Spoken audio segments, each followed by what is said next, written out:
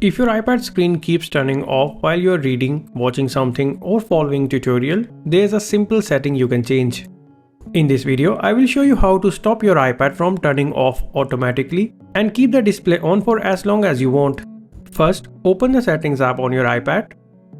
Then scroll down and tap on Display and Brightness.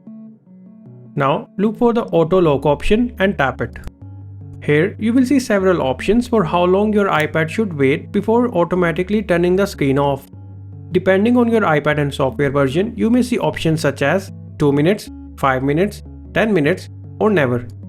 If you want your iPad screen to stay on and never automatically turn off, select Never. That's it. Your iPad will now keep the display on until you manually lock it by pressing the top button. Keep in mind that choosing Never can use more battery because the display stays on continuously. So, if you only need the screen to stay on for a longer period, consider choosing 10 minutes instead. And if you want to save battery, you can always come back to Settings, Display and Brightness, Auto Lock, and choose a shorter time. And that's how you can stop your iPad screen from turning off automatically.